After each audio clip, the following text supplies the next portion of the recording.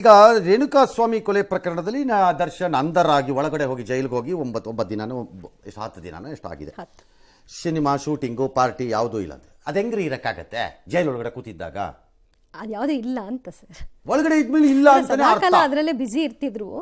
ಸದಾಕಾಲ ಹೊರಗಡೆ ಒಂದಲ್ಲ ಒಂದು ವಿಷಯದಲ್ಲಿ ಬಿಸಿ. ಇದು ದರ್ಶನ್ ಅವ್ರು ಇವತ್ತು ಅವ್ರ ಕುಟುಂಬನ ಭೇಟಿ ಮಾಡಿದಾರಂತೆ. ತಾಯಿ, ಪತ್ನಿ, ಮಗ ಮತ್ತು ತಮ್ಮ ಎಲ್ಲರನ್ನೂ ನೋಡಿದ್ದಾರೆ. ಕಣ್ಣೀರು ಹಾಕಿದ್ರು ಎಲ್ಲರೂ, ಎರಡೂ ಕಡೆಯಿಂದ ಆಗಿರ್ಬೋದು. Dash dash dash.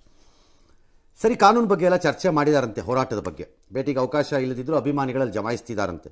ಕೆಲವರಂತೂ ಪರಾಕಷ್ಟೇ ಮೆರೆಯುತ್ತಿದ್ದಾರೆ. ಮೈ ಮೇಲೆ ಗಾಯದ ಗುರುತು, ಜೊತೆಗೆ ದರ್ಶನ್ ನೀಡಾದ ಕೈದಿ ನಂಬರ್ ಸ್ಲೇಟ್ ಹಿಡ್ಕೊಂಡು ಬರೆದು ಫೋಟೋ ಶೂಟ್ ಮಾಡಿಸಿ ಹುಚ್ಚಾಟ ಮೆರೆಯೋದು ಎಲ್ಲ ಮಾಡಿ, ತಪ್ಪು ಮಾಡಿದ್ರು ಕ್ಷಮಿಸಿಬಿಡಿ ಅಂತ ಯಾರೋ ಕೇಳೋದು, ಈ ಥರ ಎಲ್ಲ ನಡೀತಿದೆ.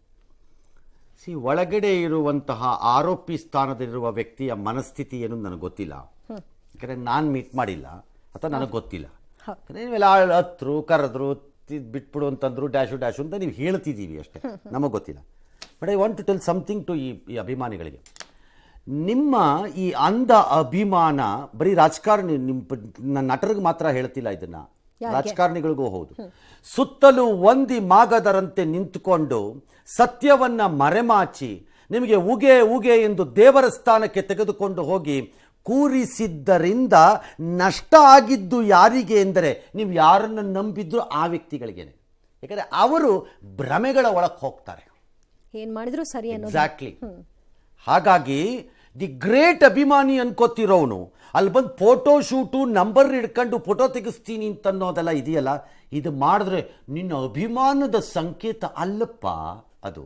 ಮತ್ತೆ ಸರ್, ಅದು ನೀನು ನಂಬಿರುವ ವ್ಯಕ್ತಿಗೆ ಮಾಡುತ್ತಿರುವ ದಗಾ, ಮೋಸ, ಅವಮಾನ. ಇದನ್ನ ಅಭಿಮಾನಿ ಎಂಬ ಬಕರ ಅವ್ರು ಅರ್ಥ ಮಾಡ್ಕೊಳ್ಳದಿದ್ರು ಪರವಾಗಿಲ್ಲ, ಅರ್ಥ ಮಾಡ್ಕೊಳ್ಳೋರು ಮಾಡ್ಕೋಬೇಕು. ಯಾರಿಗೆ ತಲುಪಬೇಕು ಅವ್ರು ಅರ್ಥ ಮಾಡ್ಕೋಬೇಕು. ಈ ರೀತಿಯ ಓ ಎಂದು ಕೂಗಿಕೊಂಡು ಬರುವ ಜನ, ಇದಿಷ್ಟೇ ನಾನು ಹಿಂಗಿರಬೇಕೋ ಹಂಗಿರಬೇಕು ಅಂತ. ಇದು ಬಹಳ ಜನಕ್ಕೆ ಸೆಲೆಬ್ರಿಟಿಗಳಾಗಿ ಮುಂದಕ್ಕೆ ಹೋದಾಗ ಇದು ಅಪ್ಲೈ ಆಗತ್ತಿದು. ಇದೊಂದು ಪಾಠ. ಹಾ, ನಿನ್ನತ್ತ